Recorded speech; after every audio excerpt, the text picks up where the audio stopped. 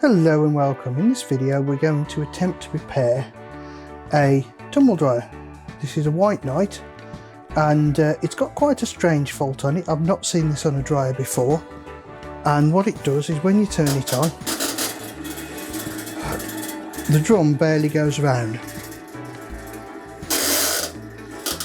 It's kind of strange.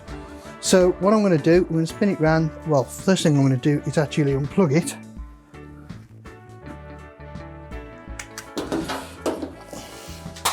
And then we're going to spin it round and we're going to take the top off. We've got it turned round. So 2 screws, or 3 screws by the looks of it. 1, 2, 3. Let's take them out and put them to one side. Okay. Normally with dryers these just lift up and slide back. So now we can see down inside the machine we've got the belt, which is nice and tight. The drum seals here. So let's plug it in again and see what happens. And you see there, the drum's not rotating properly. The next thing we're going to do is we're going to take this back cover off. This will expose the heater and the drive mechanism, or if nothing else, the fan.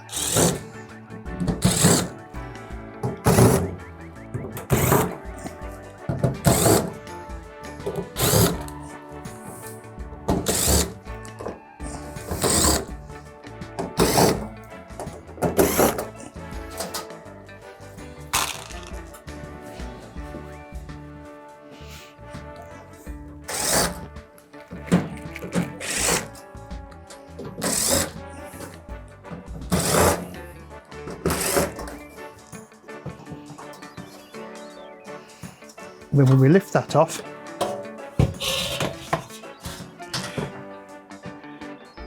we can see the fan that blows the air around and the heater. In this, the heating element's a nice solid metal element rather than exposed wire, which is really nice to see. I believe that was a modification that was made after all the tumble dryers catching fire. Now I've just seen on it that there is a cover on the bottom. I'm going to expose that one before we go any further into here, because I don't want to take all of this apart if it turns out we can get into from the bottom. So we've got this cover. I don't know what we're going to find through it, but let's take it off and have a look.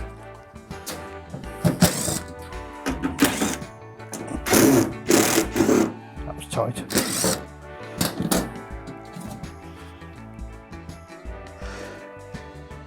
Okay, I believe we can see the drive mechanism. I will just reposition. So we can see here the end of the motor shaft and the belt. So I think what we're going to do is I'm going to put some power to it just momentarily and see what happens. See if we can see a slip there. 3, 2, 1, go.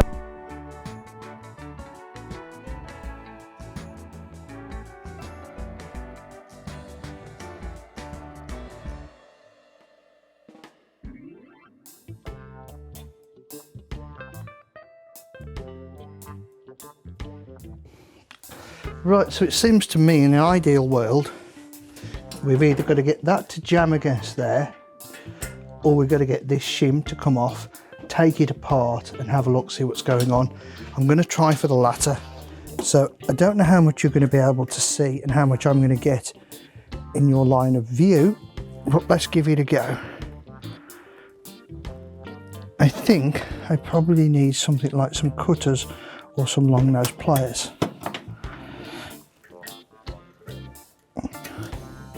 Sort of thing that is designed to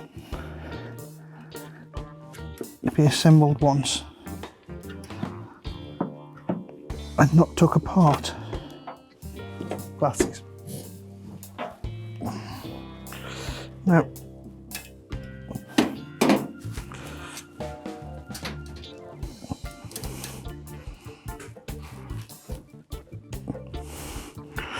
Reckon I'm going to stab myself in the finger in a minute, so let's see.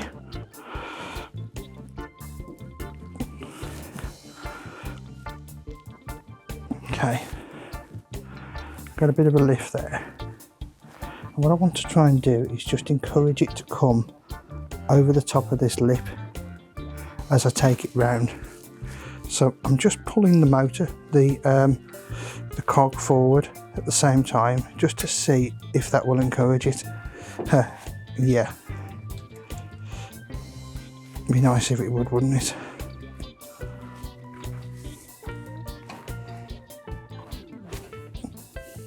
It's an interesting way of doing things.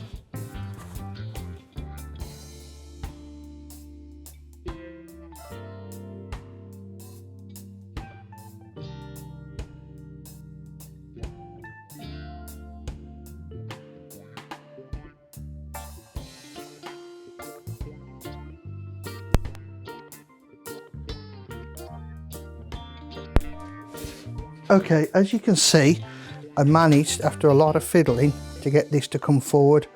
So now the whole of the shim is over here. So I'm just going to turn that, clip that out, and now that can come off. Now I don't see any damage to there, nor can I see any damage to there. Sorry about the light. No.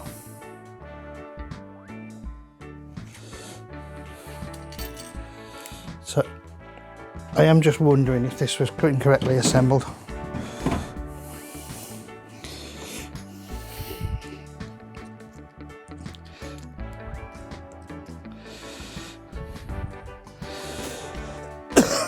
One side is larger than the other, and even with this is a cone.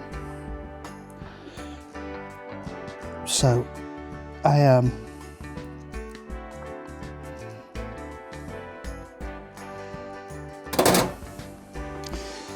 I'm going to drop the part that I need down inside the tumble dryer.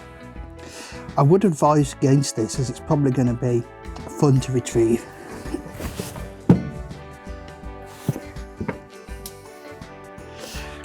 At this point, I would advise a good long string of Anglo-Saxon words, the sort of thing you can't say on YouTube. Now, I'm going to get this back by inverting the dryer and giving it a shake. Once I've done this, I will be back with you. Once I press pause, I'm going to swear. Okay, peeps, it turned out that gravity was on our side and the part came out the bottom.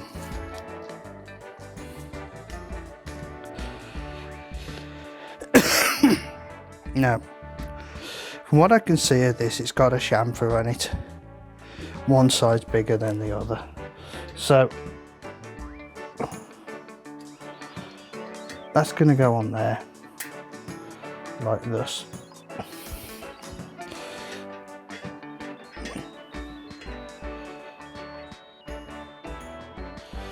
Let's put that on that way. Okay, that's going to take some effort.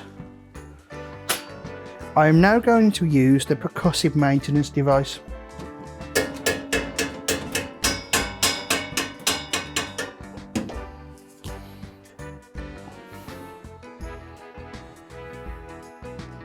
That's a lot tighter. And what I want to do, I want to now try and pull that tight.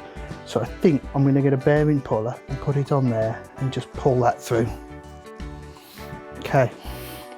Probably a very strange combination of tools to use. So what I'm hoping to achieve by putting this onto here, I can put some pressure onto this and pull it so it goes tight.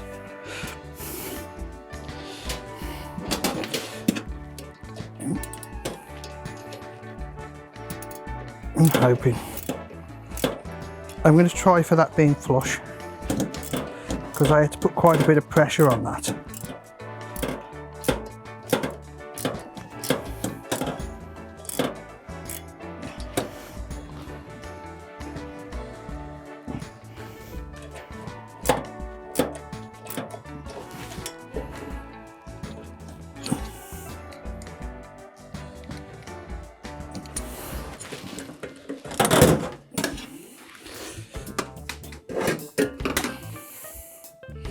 Well, it's better than working on my car. At least things come back out the bottom with this.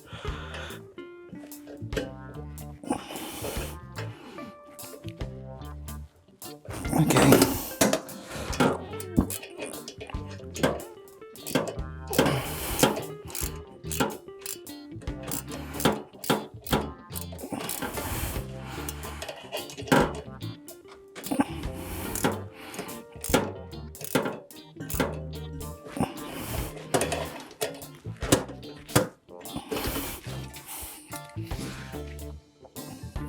Okay, I managed to get that to pull flush with the end of there.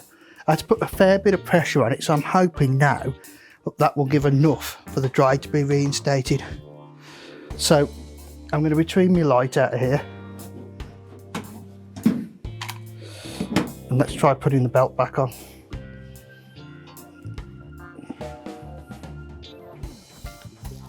There's a good amount of force on this belt. I don't know if I'm going to be successful.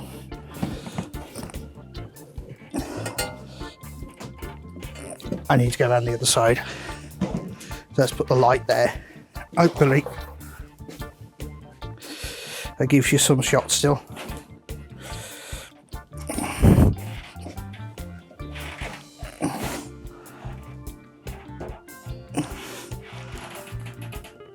Normally you would put the belt together with the machining pieces.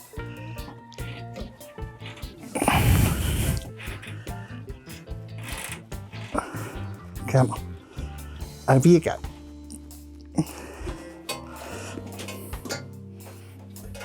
Just got it to roll over. What I'm going to do, there we go, got that on there, look.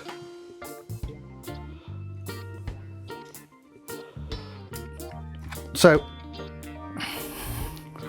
to make or break, this is for this dryer. What I'm going to do, we'll put the cover back on it, we'll turn it back round and see what it does.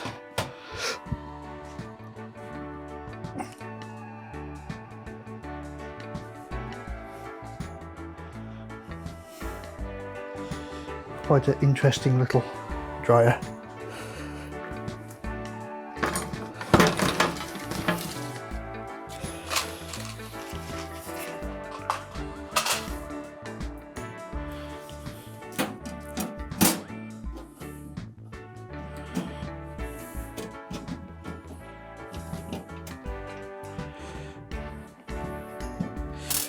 Now, some of you are thinking, well, I didn't need to take the back off it. However, it was useful. Okay, let's put the bottom back on.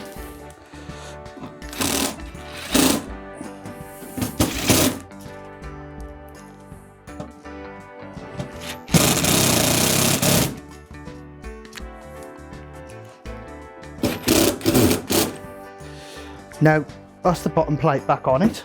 Next thing we'll do is put the back on. Now, you might be thinking, well, you didn't need to take the back off it. It was useful to have the back on, but it gave me access to the fan to be able to turn the mechanism. So I'm going to reposition you and reposition the machine on the back in a moment. Okay, there we go then. So we've got the back and we'll fit the back on. Just going to make sure I haven't tripped that. Put that in place. One of the things you could also do to your dryer while you've got it apart like this is to clean any fluff out and kick the camera stand. This one in particular turned out to be really clean.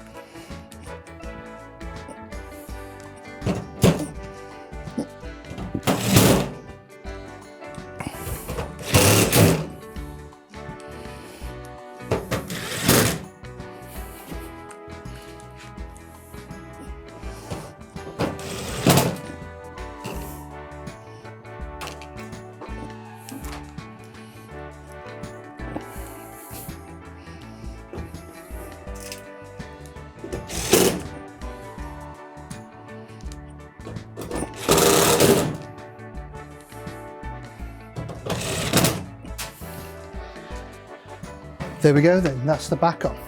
So let's get this stood up and we'll give it a test.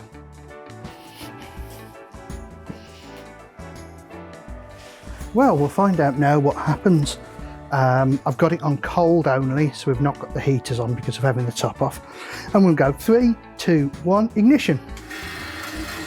Well, that worked, didn't it?